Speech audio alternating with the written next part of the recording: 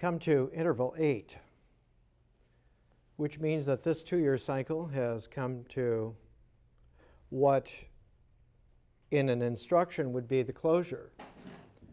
And if it were a mental form, if it would be an idea expressed, it would mean that we would have come to a coda in the development and the piece would be over.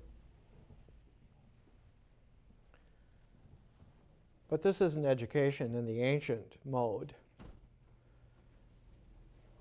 And the ancient education was not to be instructed, but to have a calibration for life, for living. That education was about the ability for life to enrich itself. And so rather than being a closure, next week will be the beginning of a different cycle, Nature 1. But this next cycle will be more complex. It'll be a richer stew. I've always tried to present the material week by week so that the phases could be apparent to someone who is following this. Now I'll begin to orchestrate a different way, take a lesson from Matisse and a few other artists like that and make it filled with an enriching overlay that hasn't been seen before. And because of this, I'll change the name of the education again. It's been called Differential Consciousness. This 202-203 cycle will be called Stellar Civilization Education. And it's meant to be sufficient to take a population into inhabiting an entire star system quite easily. This involves a double transform. The way in which life of our kind has evolved on this planet, and it goes back before even the primate species came. It goes back even several 100 million years ago to when dinosaurs and other creatures used to flock together and had proto-bird-like communities and ways of regarding their lives and their communities. All of that comes through to us as a culture.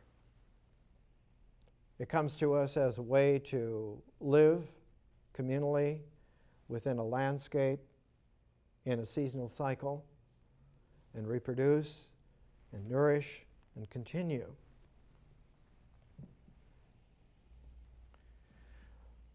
That cultural origin needs to be transformed in order for a civilization to be possible.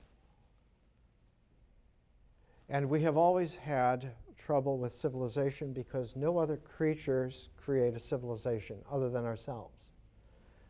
And so we have never had a comparison outside of our species.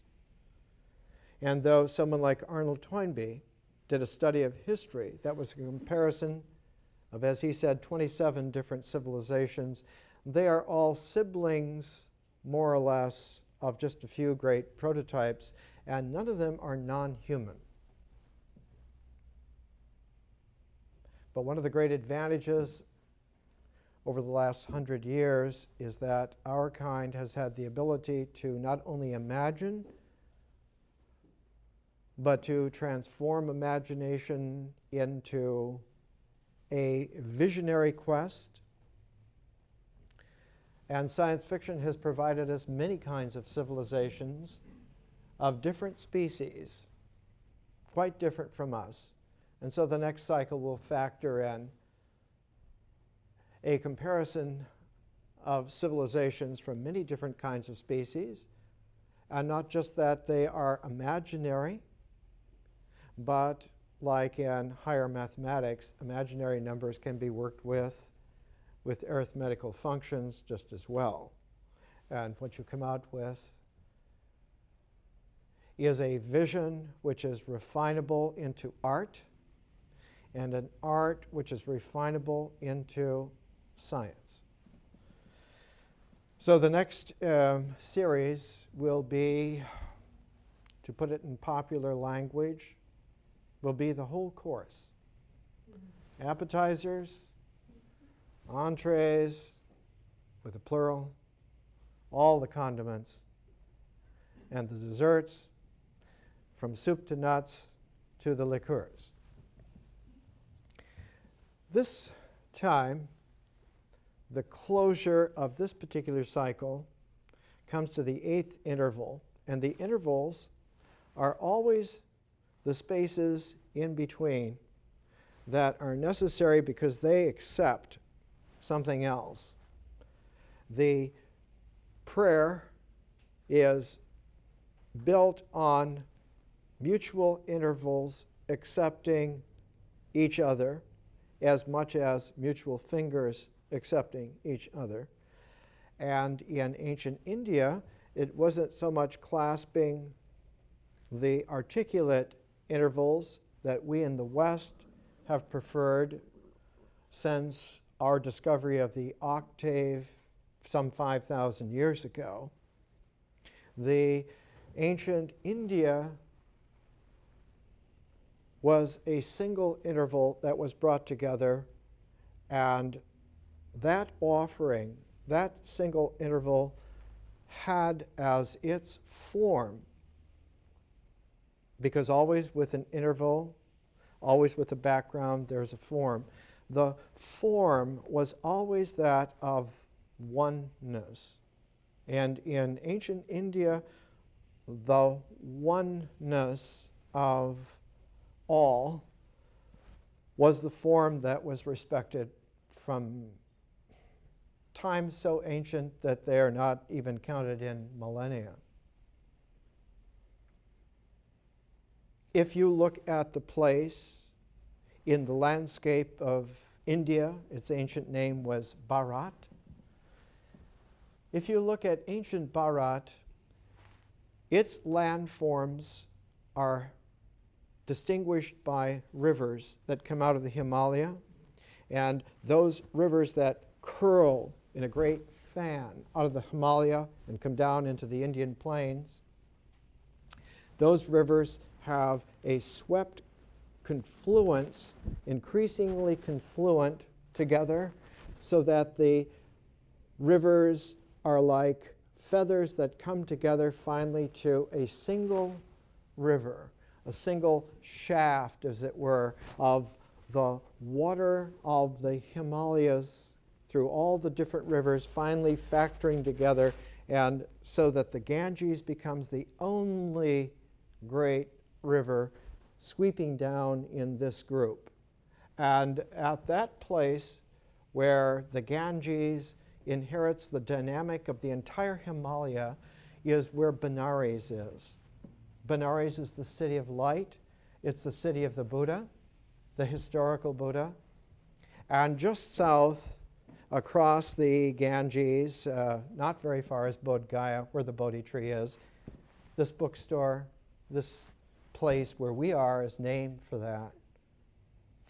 that tree in Bodh Gaya.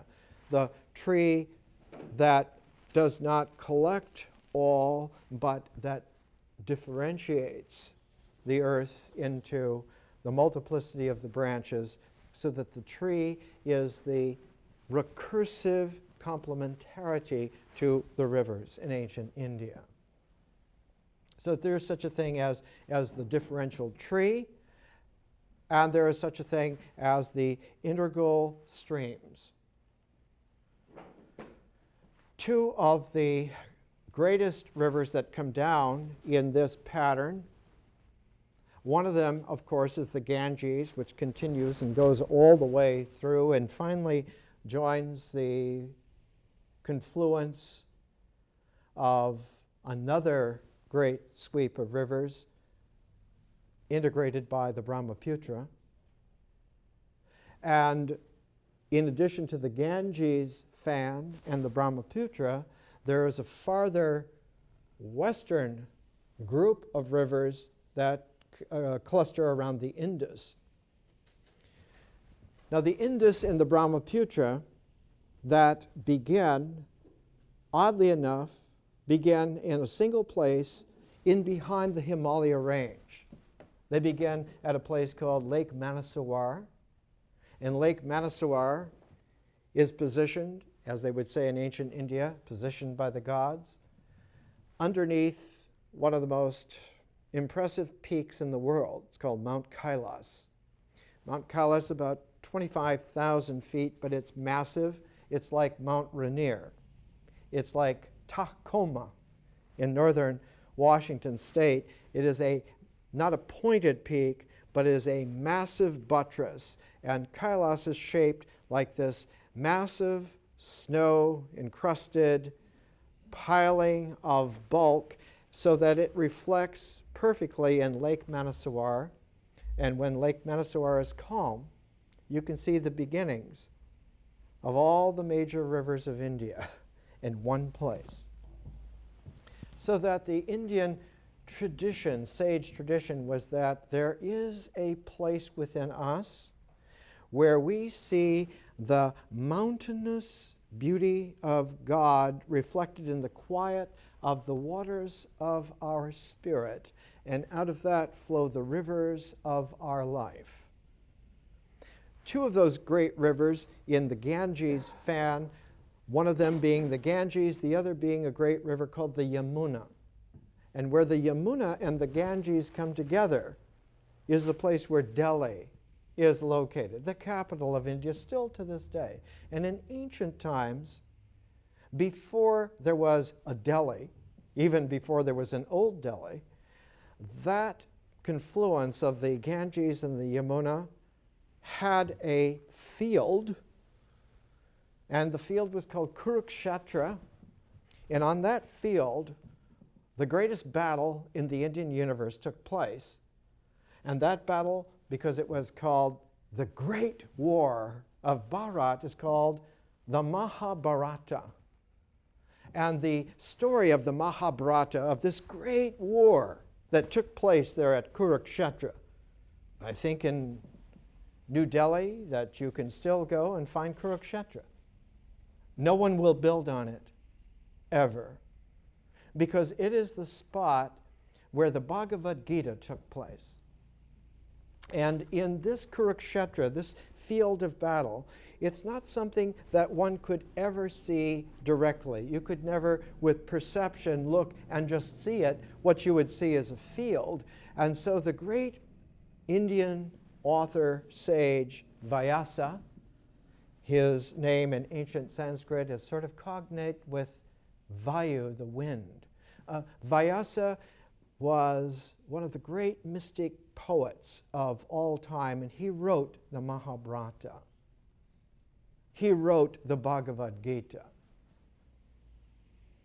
He wrote the Mahabharata in a series of 18 sections called Parvans. And in the 6th section of the Mahabharata, called the Bhishma Parvan, is where the Bhagavad Gita takes place. And the Bhagavad Gita has a series of 18 chapters likewise. So it is a distillation of the entire Mahabharata into one little indexing file, as it were, for the entirety of this. Peter Brooks made a great production of the Mahabharata. There is a 6-hour film made of it, and the third of the videos has an illustration from the Bhagavad Gita on the cover. Krishna and Arjuna in the chariot on Kurukshetra talking it over. What do they talk over? Arjuna is the greatest warrior of his day. Krishna is the great divine messenger, tutor. He is the tutorial spirit for man. He is the guardian angel for man's awakening. And what would he talk about with the greatest warrior of his day? He would talk to Arjuna about why he fears to begin the battle. Because at the moment that the Bhagavad Gita takes place, the Mahabharata has drummed up to the point to where the two opposing armies are ready to lunge at each other. And in those days, thousands of years ago, armies were massed not just to fight, but to threaten and to break the resolve of the opposing side to fight. And so they would not just yell at each other, as ordinary men would do, but because this was a yoga to shatter confidence, to shatter the spirit of the opposing person, not just two kung fu Hong Kong fighters saying, "Ah!" before they lunge. But in those days, there was a science to the whole thing, and so there was a deep earthquake rumble that would build through instruments and would raise to a shrill shriek that was always sounded by a conch shell. Big, huge, chambered nautilus conch shell, blown by someone who could have blown a tuba, and the shrill shriek of a conch shell amid the rumbling din was meant to break the last bit of courage. And because both sides were doing this at the same time, the twin conch shells sounded at the same time, and the only person to hear both conch shells at the same time was Arjuna, whose chariot had been driven by his charioteer out into the middle of Kurukshetra, because he was like a hot dog warrior. He went out to show the other side, if I have to fight you alone, I'm here. As I used to say in bar fights 50 years ago, here's my chest, climb on. When Arjuna heard both conch shells, he became afraid, not just afraid like a man is afraid, not afraid like a warrior is afraid. He became afraid as an existential, mentally alert being. He became afraid of death. He became afraid of oblivion. And the fear was so deep that he paused, he petrified, he froze. And in that frozen nanosecond, that split second, that picosecond, the entire Bhagavad Gita takes place. So that it is lifted out of time and was not visible in time. It happened so quickly you couldn't even snap your fingers. But Vyasa is not looking with normal eyes. He's not looking even with mental eyes. He's looking with yogic eyes. And the protagonist in the Mahabharata who's doing the looking is a sage named Sanjaya. And Sanjaya is the professional companion, wisdom companion to the king. But the king, Dhritarashtra, is blind. He cannot see. And so he must have the battle described for him. And because he is blind, he must see the battle in his mind. And so Sanjaya tempers all of his language so that his imagery is not referential to perception, so that what he speaks, he paints a picture not for eyesight, but he paints a picture for mind sight, so that only the mind will see this, that the mind is much quicker than the eyes. And as the eye has its perceptual pace and habits, the mind has its perceptual pace, which is much faster, much, much faster. And so Sanjaya is the narrator of the Bhagavad Gita, courtesy of Vyasa, and we get to read it, as it were, looking over the shoulder of Dhritarashtra's mind.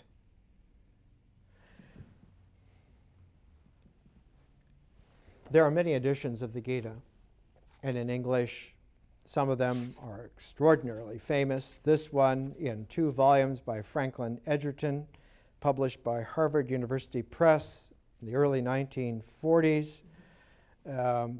He was Salisbury Professor of Sanskrit and Comparative Philology in Yale University. About as important as you can get. And yet, Sanjaya would never make the kinds of mistakes that are made here. And this is one of the best translations. The pecking order goes downhill steeply from here. On page 23 of his commentary, Preparing the Reader to Appreciate the Bhagavad Gita, Edgerton has this to say about a term. Later Hindu religion and philosophies called this state by the well-known name Nirvana.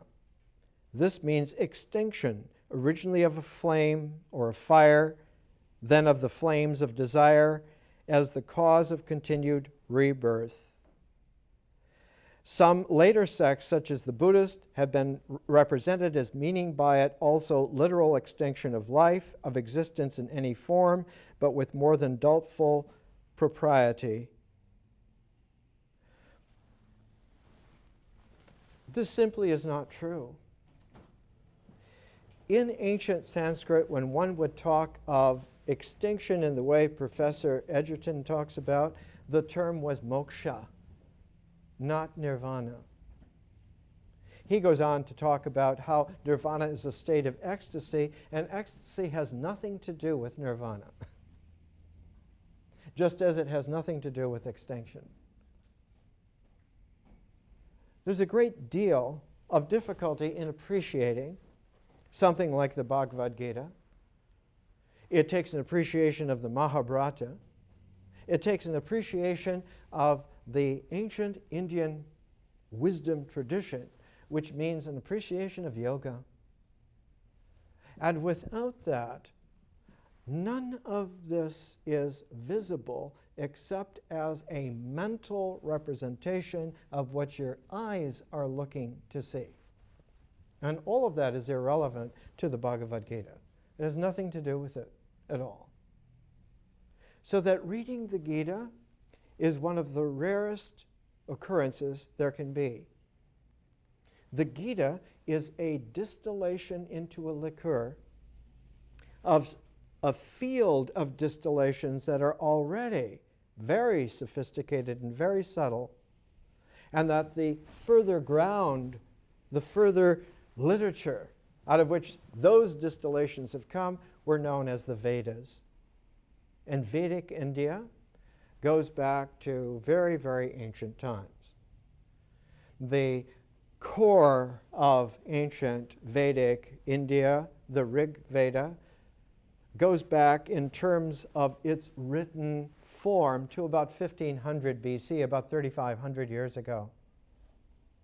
But the Rig Veda, if one looks at its 10 books, is not written by one person, but is composed by a number of poet-seers, poet-sages, Angiras and many others, Yajnavalkya, many others, so that Vyasa, who wrote the Mahabharata, who wrote the Bhagavad Gita, is in a harmonic, appreciative resonance with the ancient Vedic sages themselves. But those ancient Vedic sages who made the Rig Veda in its 10 books made that over a pattern of many thousands of years, a ground of many thousands of years, where the various cultures of completely different landscapes overlapped and interpenetrated so that there was a kind of a quilted pattern. And when one goes to read the Rig Veda in such a way that it's consistent, that it has a logical consistency, it is not possible to do so on the basis of ordinary understanding. And so the Rig Veda, for ritual purposes, in order to make Vedic civilization from India, had to have the Rig Veda combed in a new way, and it was combed in several ways. One of the great ways, they called it the Atharva Veda, instead of just the Rig Veda. That the Rig Veda was reorganized, combed, and made proper so that one could have a ceremonial cycle throughout the year, throughout all the different landforms of India, and that everyone would have a common denominator of shared festivals, of shared ceremonies, of ritual modulation to permit an understanding between different pockets of India in terms of landscape, different cultural propensities in terms of tradition, to understand each other. And so the civilization of ancient India came out of this. There was beautiful mystic boy born in 1885 who described it in his first volume of A History of Indian Philosophy.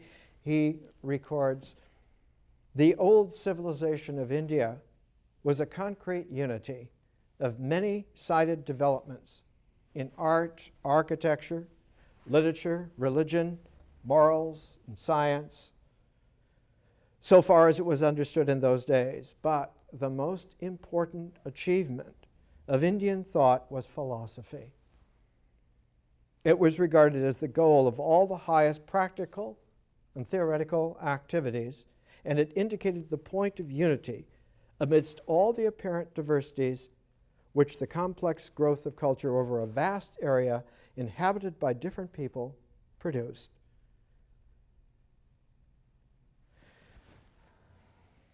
This complex quilted overlay, which had been arranged in a ritual way to be like a shared latticed work, was a great triumph of Vedic civilization. But as civilization will do, rather than a culture is always satisfied with the circle. A civilization is never satisfied with the circle, but seeks to go in a kind of a spiral, always widening a little bit, always opening it out, so that the symbol of a culture is the integrity of its circle of ritual. A civilization's integrity is the outward spiral, like a nautilus form of the conch shell. So that war and civilization have a seeming kind of similarity to the processes of their development. And this is one reason for the great trouble that civilization has been for human beings, is the inability to distinguish the structural necessity for civilization from the compelling factors of war. They seem to overlap so many times in so many ways that war seems to be an endemic problem with civilization, that civilized men and women eventually go to war. And so the theme of the Mahabharata is this theme, because the civilization of India at the time had achieved such a wide sophistication that the war that was produced was the greatest war of all. And of course, the scholars first looking at the Mahabharata, the Western scholars who began to first take it seriously as a work of literature, were those British in India. From the 17th century on, the British East India Company was operative already in the beginnings in just post-Elizabethan times. So it was the British scholars who looked first at the Mahabharata, and what they saw was an Indian version of the Iliad. That somehow this was a key to the way in which cognate civilizations developed, the Greeks with their Iliad and India with its Mahabharata, and towards the end of the 19th century, around 1885, when good old Surendranath Dasgupta was born in East Bengal, one of the great literateurs of British India wrote a volume called The Indian Iliad. And it was a précis in one volume of the Mahabharata, and that man was the father of Rudyard Kipling.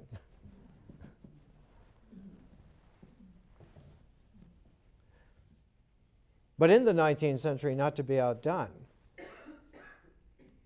the German professors said the British have it all wrong because they're looking at all of these similarities of form, but they don't know the language properly. That the study of Sanskrit is the key because the language carries the key to unfolding a literature, and you can't read something unless you know its language, and so Sanskrit became a struggle between the British and the German scholars in the 19th century. And oddly enough, there was a trader in the German camp who went over to England, and he became probably the greatest Sanskrit scholar of the 19th century. His name was Max Muller. And Max Muller actually went so far, it just disgusted German scholars. He actually married a British girl. So he was a real traitor. And Max Muller saw that it wasn't just enough to have Sanskrit as a language, that you had to understand the ways in which Indian philosophy used and changed Sanskrit as a language, because the literary forms of Sanskrit, all literature in Sanskrit as a whole would be called by the ancient term kavya. And one of the areas of study that you would have in traditional learning in India was to study kavya along with grammar, the grammar of Sanskrit, and that you would study along with those the Vedas, and you would study along with those the medical application, the Ayurveda. And these would all be cognate studies, and to be educated you had to have all of these. The focus of these, though, were to be masterful in the sense that you understood the 6 major forms of the Indian philosophic tradition. And so Max Muller wrote a book on the 6 philosophies of ancient India, and it was one of those volumes that was so penetrative that a man who became a great sage in the 20th century rewrote Muller's study. His name was Heinrich Zimmer, and he wrote 6 philosophies of India, and it became one of the archetypal philosophic publications in the 20th century. Zimmer was the initial editor and chooser for the Bollingen series. He died of a cold in his early 50s in New York City in 1943. But his book on the 6 philosophies of India was always held to be the great study of the way in which the patterns of Indian thought made a confluence so that one could understand the Sanskrit language, the different traditions and their overlay, and understand from that the appreciation of the Mahabharata and of its pair, Just as the Iliad had a pair with the Odyssey, the Mahabharata had a pair with the Ramayana. And that these two great epics of India were like the two great epics in Greece, and that therefore India and Greece had a shareable kind of civilization development, and a great deal was made from Max Muller's time on that indeed there were parallels between ancient Greece and ancient India.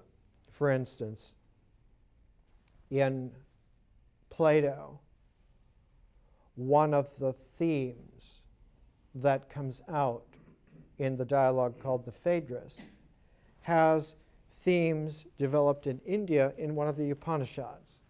The very same theme is given in the very same way. And the theme in the Upanishad is that of the chariot and the charioteer and the driver. The simile, or by stringing the language of the simile together in its total story, the myth of the chariot, the myth of the charioteer. And of course the Bhagavad Gita is very much like that Upanishadic use of it, like Plato's Phaedrus use of it. Except that the Bhagavad Gita is different from the Upanishadic version of it. In the Upanishadic version, you have indeed a sense that there is a distillation from Vedic ritual and Vedic imagery into a refined integral that occurs for the mind symbolically. So that the Upanishads were different from the Vedas. The Vedas had everything to do with ritual and myth, and the Upanishads had everything to do with the way in which myth is brought into the mind, into symbols. So that the Upanishads were a distillation of the Vedas. And the Bhagavad Gita was a second distillation of the Upanishads. So that you had a very complex kind of an ecology going on. You had a landscape and a history that was varied and patchy and ancient back tens of thousands of years. And that there were so many crisscrosses that this ancient tradition was always that of a complex weaving of different kinds of fibers together so that you had a mixed medium fabric. But even with that, there was a moment of crisis in the past at a certain place where two completely different confluences came together. One was a massive confluence of oneness, and the other was a subtle filigree of manyness, and that you had this one and many confluence together. And how would you mitigate, how would you give a common denominator to this kind of complexity and this kind of unity? And for the ancient Indian sages, their resolve was centered around yoga. We're used to thinking of yoga as being like a good health thing that you do in gyms, or that you go to some kind of yogic place to do a little bit more highfalutin yoga. And somehow that all of this is workable in just normal, ordinary life. But Dasgupta, in his initial reference to yoga, this is Yoga as Philosophy and Religion, published in London, 1924. He says the term yoga, according to Patanjali's definition, means the final annihilation, not moksha, but the word in ancient Sanskrit was nirodha, the final annihilation of all the mental states The mental states here are chitta vritti. Chitta normally means mind, but it really means, in ancient India, it means thought. For instance, the thought of enlightenment in ancient Buddhism was bodhicitta. So that the instant of thought is a chitta. And in the nuclear physics of yoga in ancient India, there were sages who were as refined as nuclear physicists. The structure of a moment of thought of a single chitta was always picked out to be 16. It had 16 parts, 8 parts of which could always be distinguished, and 8 parts of which never could be distinguished and always occurred. The musical colloquial term is a trill. So that half of a moment of thought was a trill, was never heard distinctly, but was always heard as like a hum. And the other 8 parts were distinct, but in order to resolve them, you had to have a background of total stillness for the mind to see a single atom of thought, a single chitta. And for the mind to be stilled to this extent, not only did you see a single moment of thought, but at the very same time, you saw the appearance of a kind of a Mount Kailas of the cosmos. And that you realized that it wasn't just that there was such a thing in the ancient Bhagavad Gita language, there wasn't just such a thing as the Atman, but wherever Atman was distinct enough to be seen, Brahman was also massive enough to be likewise observed. So that at the moment of precision, where one would come to oneself, atomically, one thought moment at a time, God would be there massively. And that it was this confluence of Atman, of the one, and the Brahman of the all. Not just the many, but many manys. In fact, as many manys as you want as the all. And that the one and the all occurred together, always occurred in a parid quality. And that paridness of Brahman and Atman set up a very peculiar relationship between the pair of them. It was a relationship of the subtlest of all resonances. That their resonance, because it was like the polar opposites of one and infinity, the only resonance by which they could have a relationship at all was through nothingness. And out of that was born, in India, the idea of zero. The idea of emptiness pure, so that it could not receive any designation whatsoever. And because it couldn't receive any designation, it could never be talked about directly, but could only be talked about in terms of preparing one for the moment where your oneness and your allness occurred together, for you to livingly recognize the zeroed relationality, that one and all are related not by any particular thing, but by nothing exactly whatsoever. So that wisdom, like life, was an act of love and was a gift. That there's no cause for it anywhere in the universe. And that the only reason that it occurs is that it is a gift, is a divine gift. That God and man have any relationship at all is just simply a gift. Let's take a break and we'll come back. Let's come back to this interesting issue. The correlation of war and civilization, the inability of discursive civilizations to tell the difference between power and reality.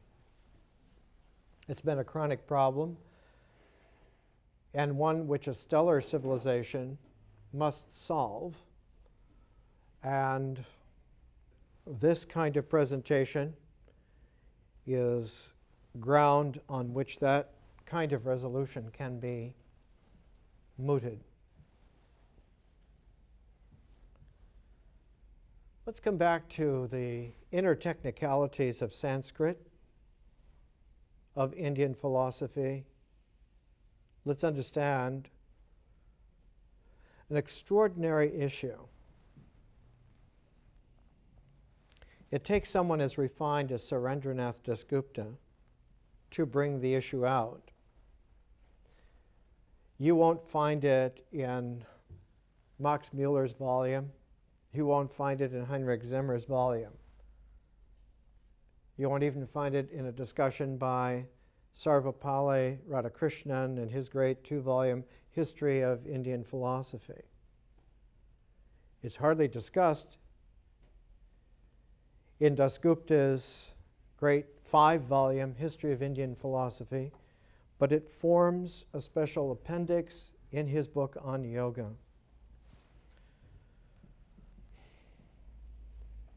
It was essential for a Raja yogi to understand this, and it is something that someone versed in Hatha yoga does not know about, and that someone who practices a mantra yoga has no inkling of. A karma yogi usually doesn't recognize it when it occurs, but a Raja yogi must know this. The appendix, page 179 and 180 in his book on yoga, is called Sephota Vada. Vada means a way, a path, a way. A Vada is what we would call now, thanks to Feynman, Richard Feynman, it is a path integral. It's like all those rivers that have a confluence, an increasing integral makes the confluence more and more powerful, so that where all the confluences come together, you get a single thrust, and that single thrust,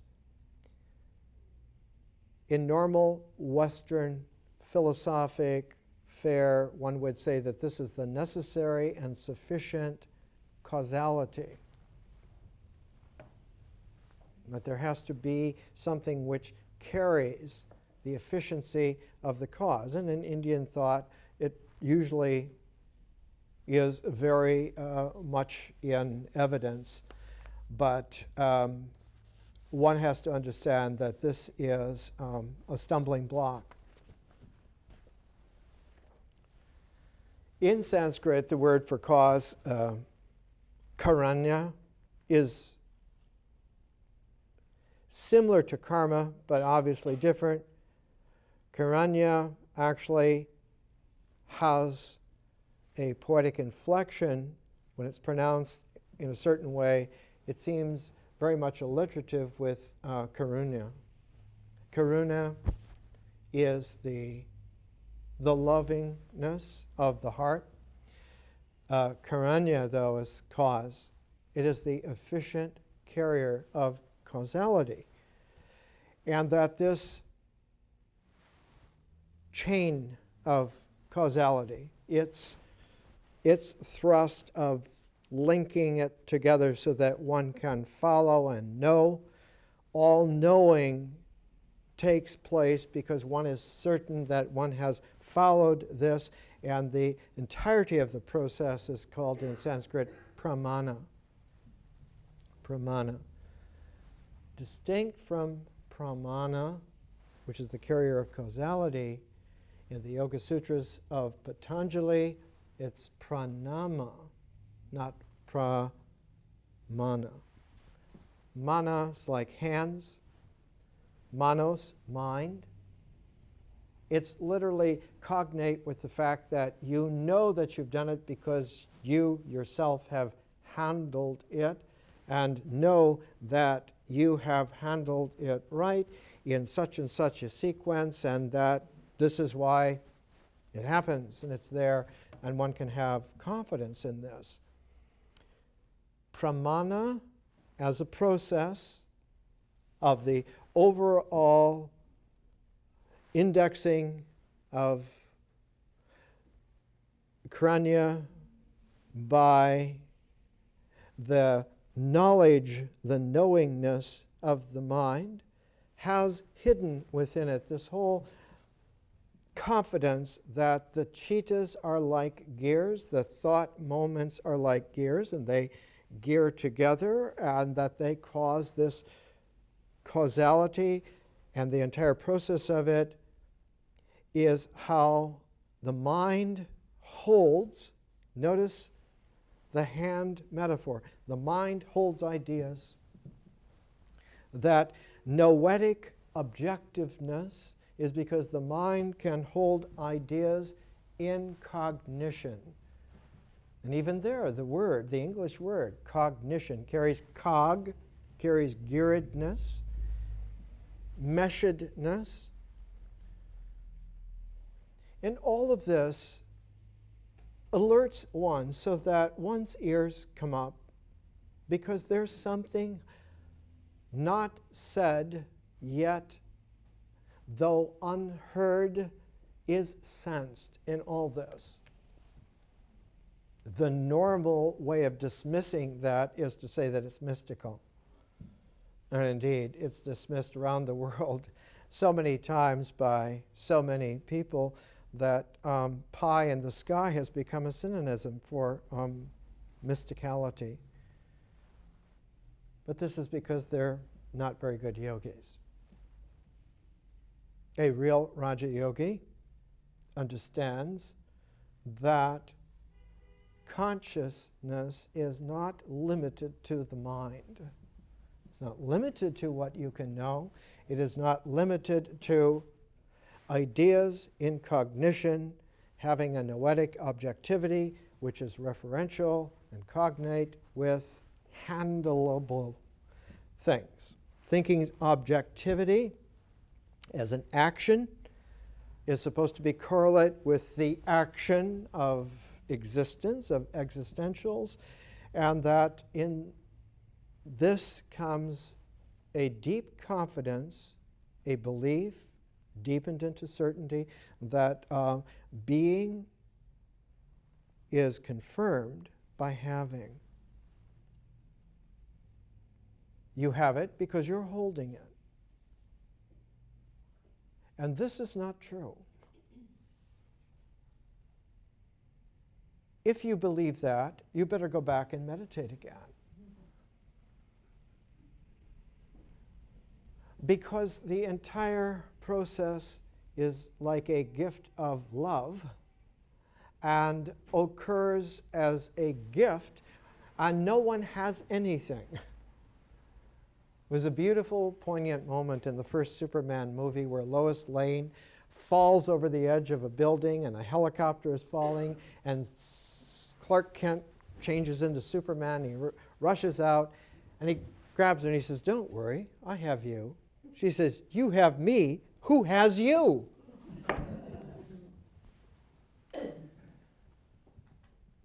The deep Raja Yogic understanding is that there's no causal link whatsoever, and because of that, there is a break in the efficient chain. The working members don't touch. They're intervaled by a zeroness, and the only way that they actually work together is because they're resonant. Later on in Indian thought, especially in South India, in what was called Shaivism, Shivaism, the whole mystical music of non-causal, mystical harmonics was developed, especially in South India. It was a Dravidian speciality. The ancient dark Indians, not the light-skinned Aryan Indians, but the ancient Dravidic dark Indians put it in, especially the music of the large wooden flutes, the mystical flutes of South India. And those mystical flutes, if you can ever find them, one of the great masters of the mid-20th century was Panalal Ghosh. And when you hear that deep South Indian wooden, throaty flute music, the notes suspend themselves in a free, open nothingness and do not occur as a tune that has any notation sequentiality, but hold together because they love to be together. That glue, instead of being causality, is world-round for all time, simply called, they're together because of devotion. And the Sanskrit word of that is bhakti. They're together because they like to be together. There is no reason for them to be together other than that they like to be together. They love to be together. And that this is why the South Indian is confident that devotion, that bhakti, is the real glue that holds the Bhagavad Gita together. And that Arjuna keeps having the problem that all North Indian Aryans have all the time, because they have great pride in the clarity of their mind to follow, moment by moment, the thoughts, and they have logically got it right, and they are afraid to let go of that, but do not recognize that that's a fear, and so that fear turns itself inside out and becomes a certainty of power. And that at its deepest mystical quality, power is an inside-out freedom which gains like a possessive quality of cursing. So that someone who is egotistical is actually living under a curse, which is self-engendered all the time. Because if it isn't self-engendered at every moment, it would just simply disappear. Because there's no way that it's real. Which brings us to Sephota, the appendix to Dasgupta's book on yoga, written in 1924. In 1924, Surendranath Dasgupta was the most distinguished man at Cambridge University in England, Trinity College. He'd been born in 1885, and he was a mutant. He was a cause célèbre. As a little tiny boy, he could answer questions that anyone would say. He was like a natural intellectual genius as a little boy. They used to put him in special auditorium shows, and great Indian savants who were specialists in various things would ask the most complicated questions they could, and the young boy would simply answer them. The teachers used him as a resource in their arguments. But when it came time for him to traditionally go and study in England, this is still British India, he got his MA in 1910, and he was supposed to go and study. Like Sri Aurobindo was sent to Cambridge around that time. And Dasgupta, who was like on the level of Aurobindo intellectually, but deeper than Aurobindo at that time mystically. Since he was the only child of his parents, he owed a filial duty, and he didn't leave. So they sent him off to a little college in another town in East Bengal, not the big, beautiful capital city. At least it was beautiful then. Calcutta now is a mess. But then Calcutta was the great center, intellectual, cultural center. It was the New York of Bengal. But they sent the young Dasgupta, Surendranath Dasgupta, off to Chittagong, sort of like a sailor's port type thing, and he was in intellectual exile there, except for the fact that he still did his yoga. His yoga was a jnana yoga to make learning available to other people. And he took it upon himself to write a history of Indian philosophy. And he found that all the histories of Indian philosophy that the British wrote were all totally incomplete and largely very ignorant.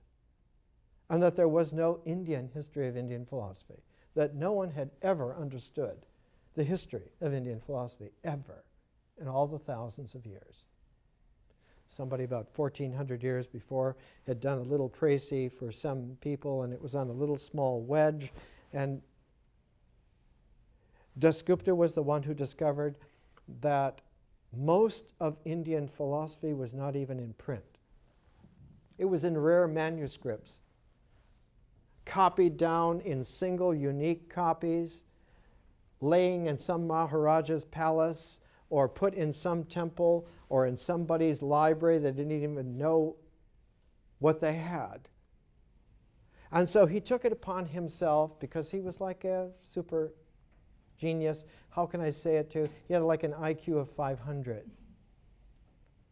So he went all over India, collecting the manuscripts, collecting the books, and putting them together in such a way that they had never been done before. And a certain Maharaja became his patron and gave him enough money every month so that he could buy these books, he could buy these manuscripts. And Surendranath Dasgupta began putting together the greatest philosophic library in Indian history. It's now at the University of Calcutta, a special place for him. All this time, Dasgupta was refining himself, and finally, in 1920, it was possible for him to go to England. He already had become a PhD in India, but in British India, you have to have a British PhD to really have the academic power.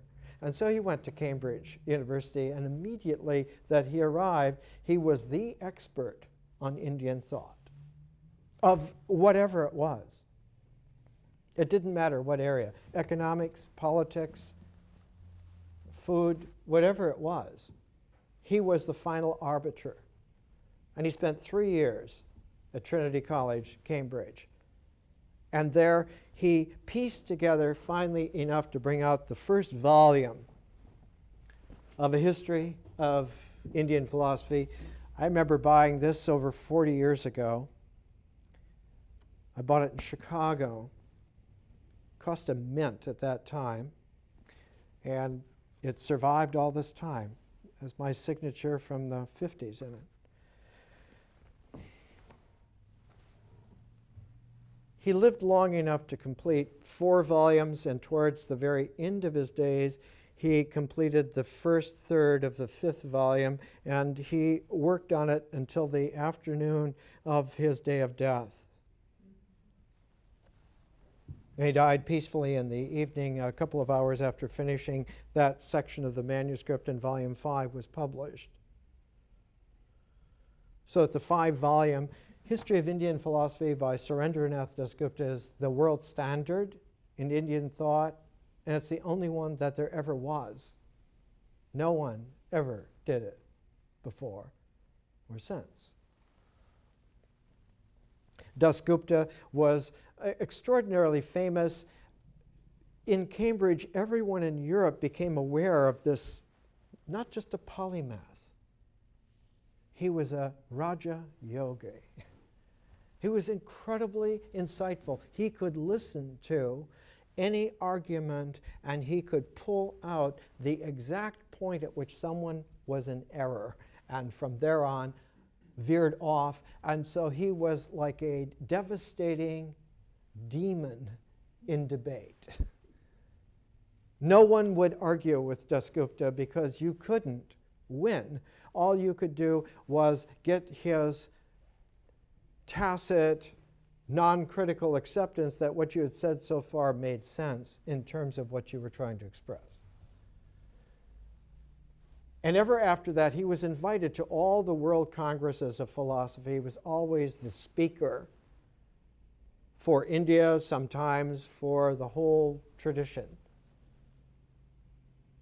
One of the figures who became famous in European and American intellectual history, Mircea Eliade,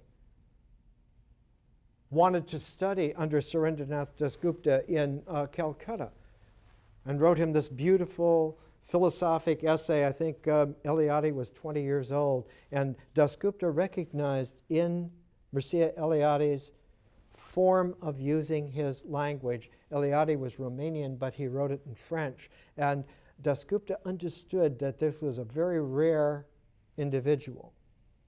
He saw in the precocious boy the future head of the History of Religions department at the University of Chicago.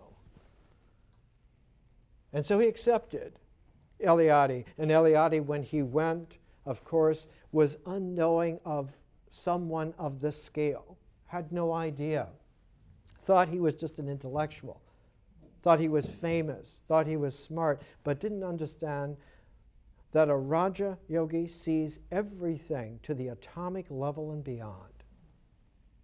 Here's what you don't say, which will bring us to Sephota Theory in just a moment.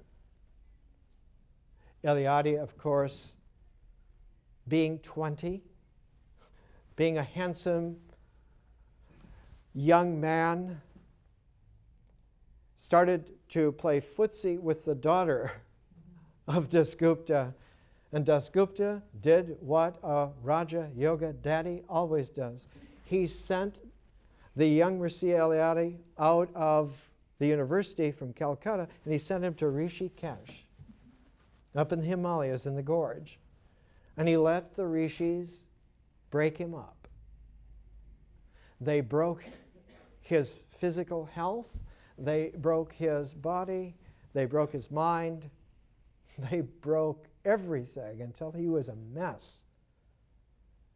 And then they let him heal in the discipline of Rishikesh. And when Mircea Eliade brought himself back out of the goo that he had dissolved into, he went back to Europe a completely different being. When you compare the photograph 1 year later of the boy who left Romania and the man who came back with the full beard, the clear-eyed, yogic prow of not invincibility of power, but of penetration to the mystery. And he did yeoman service for the world ever after that. A real spectacular being. Dasgupta was that kind of a figure. At the end of his stay at Cambridge, he realized that almost no one understood yoga on this deep level, and so he wrote this book. He wrote this book, Yoga, as Philosophy and Religion, in 2 parts, but the appendix on Sephota Theory reads like this.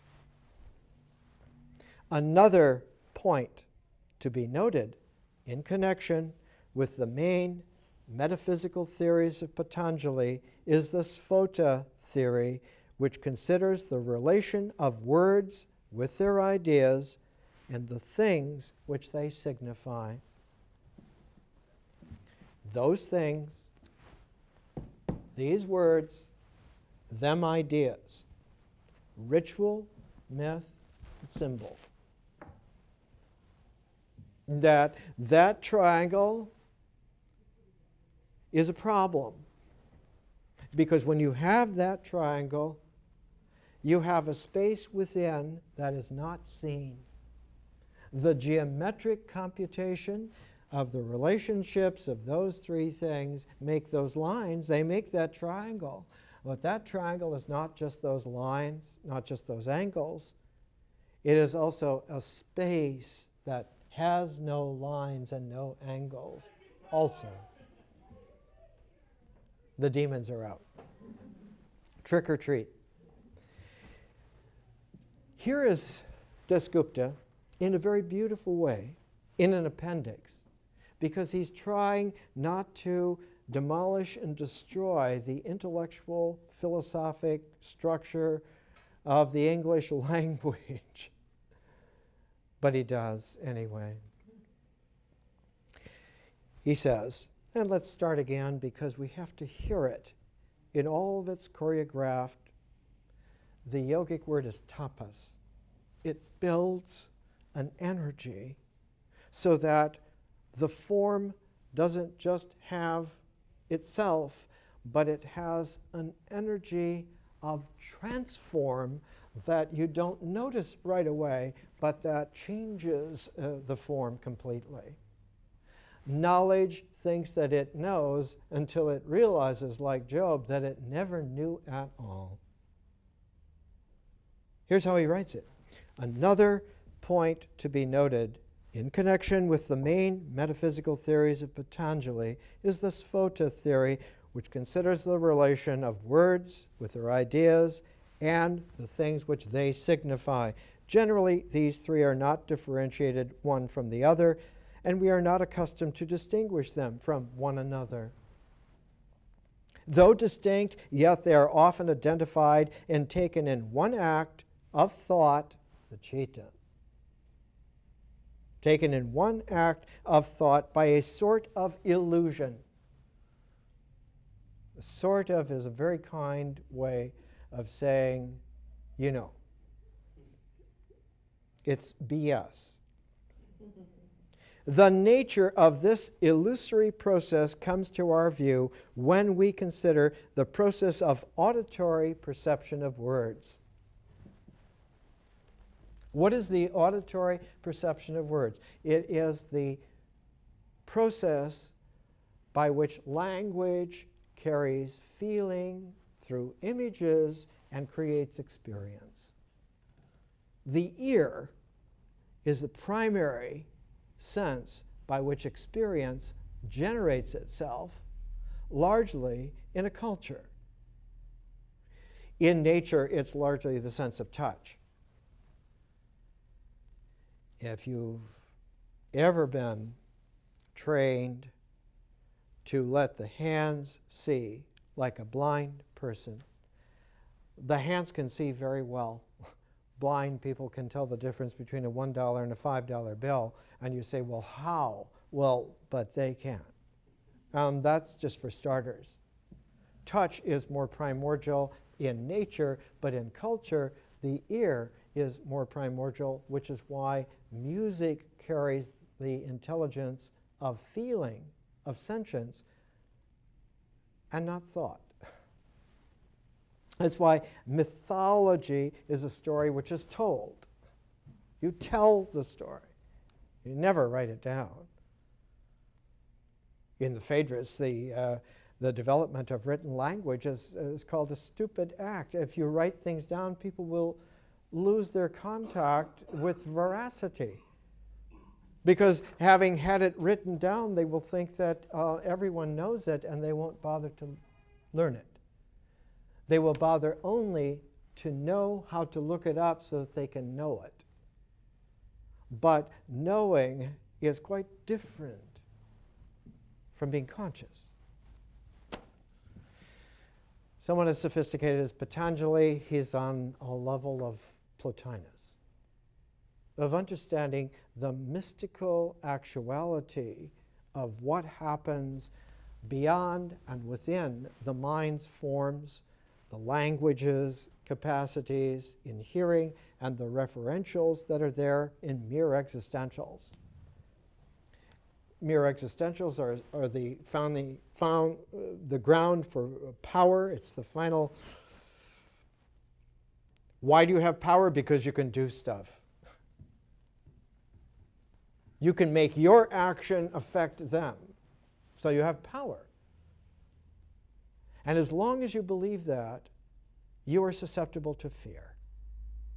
And as long as you are susceptible to fear, you are a dupe for believing in evil. And that all of that follows just like the day following night. It's all part of the same illusory process. The nature of this illusory process comes to our view when we consider the process of auditory perception of words. Thus, if we follow, in ancient India there were commentaries called bhashyas. Thus, if we follow the bhashya as explained by the sages Vijnana Bhikshu, we find that by an effect of our organs of speech, the letters are pronounced. This vocal sound is produced in the mouth of the speaker. That's why such a language, spoken language, is called a tongue. If you speak in a cacophony of tongues, it's called glossolalia, you cannot hear. Speaking in tongues, of course, is the ancient Hellenistic Jewish way of saying that you have scrambled the hearing of the world's ear. And if you relax into that scramble, you will be able to hear something that is unsaid. It's a technique, incidentally, used in late 20th century music by Alan Hovhaness, where he has all the instruments in the orchestra play a glossolalia of notes that are no longer in any musical form whatsoever, and out of that emerges the mystic ability to hear music that was not played, and to hear it with the conscious ear. Indeed. This vocal sound is produced in the mouth of the speaker, from which place the sound moves in aerial waves until it reaches the eardrum of the hearer. It's an energy carrier wave. By coming in contact with which it produces the audible sound. And all this is spelled out in ancient yogic text. And the special modifications of this are seen to be generated in the form of letters, and the general name for these modifications in yogic philosophy is called nada. This sound, as it exists in the stage of letters, is also called varna. If we apply the word sabda, or sound, in the general sense, then we can say that this is the second stage of sound moving towards word cognition. The first stage being that of its utterance in the mouth of the speaker. The second is the carrier sound. The third stage of sabda is that in which the letters, for example, G, A-U, and H of the word gao, are taken together, and the complete word form, gao, comes before our view in our hearing. This comprehension of the complete word form is an attribute of the mind and not of the sense of hearing. For the sense of hearing senses letter forms of the sound one by one as the particular letters are pronounced by the speaker, and as they approach the ear, one by one in the airwaves, but each letter, form, sound vanishes as it is generated. For the sense of hearing has no power to hold them together and comprehend the letter forms as forming a complete word form. They occur atomically, and each atom of sound vanishes so that there's an incredibly short interval so that the next sound can be heard distinctly. And the mind's exactness is dependent upon them not touching. That yogic exactness is there by courtesy of the space between the sounds, and not that they are chained together by any glue. So that all forms of learning that do not know this are promoters of illusion. And worlds that are made on this basis are all demonic. They can't help but be, because they are based upon the sense that there is a power in ignorance which it simply does not have at all. Illusion is bad enough, but to believe it is delusion. He goes on in this vein, and indeed he goes on to an extent that was rarely ever seen in Indian philosophic thought. One of the inheritors of this refinement was Gandhi. And Gandhi understood the Gita, courtesy of the refinement of Surendranath Dasgupta, in such a way that the book on the Gita, according to Gandhi, has an alternate title, The Gospel of Selfless Action.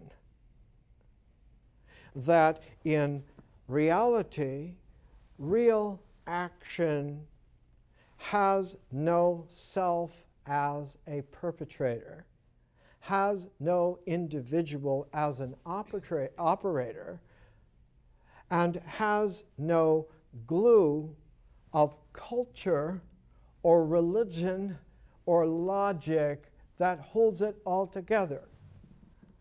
Why it works is because love occurs and is shareable, not for any other reason. And so the Gita, according to Gandhi, Gandhi called the Bhagavad Gita after this his workbook. His workbook for, and the program that he made around it was called Satyagraha.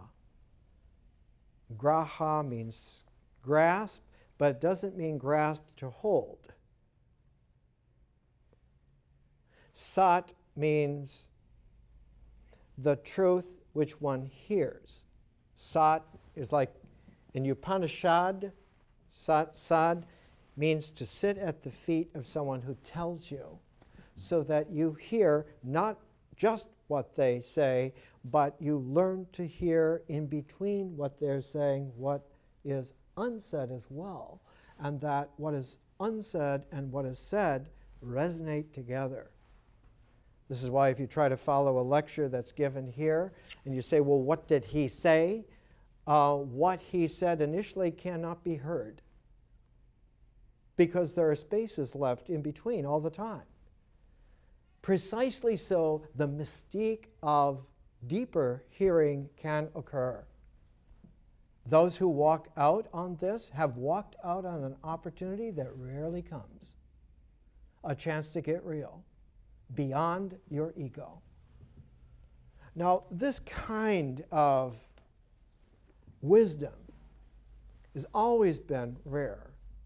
And the difficulty in the past was that it was almost impossible to pass to someone else unless they were patient enough to learn to stay in there and not leave before the incompleted forms had a chance to show that their incompleteness was a design of architecture of the real, and not because someone didn't know. The easiest thing in teaching is to know something and tell someone else so that they know it. And then you test them to see whether their knowing matches the knowing that you have. This is an equation that is at the basis also of fear. And in the 21st century has no place any further. It also has a curious quality. If you think that truth is based upon cognition possessing an objective form, you are already deluded beyond belief. This state of affairs leads then to a confidence of probability structuring the world, of there being a statistical mechanics that's there as the best form of identity cognition, and at the top of this pyramidal truth tree is some kind of an I, which then sees knowingly all of this. And this is exactly where the Mahabharata begins, because Vyasa was a very, very great sage. And the very first section of Peter Brook's Mahabharata is called The Game of Dice, because believing that probability structures the world is a form of gambling. And the deepest confidence in that gambling is the egotistical certainty that fear is matched by identity, and that if you have enough power to promote your identity in the face of fear, then chances are that you're going to win. And all of this is an illusion. The entire choreography of that is delusional and actually is unreal. Yes, dharmas characterize that scenario, but have you never heard that all dharmas are unreal? Well, we'll have to take another 2 years in order to get back to this, because it just simply can't be said in any shorter period of time that I know of. There are others, but they're not here right now. And when they come, they'll do it.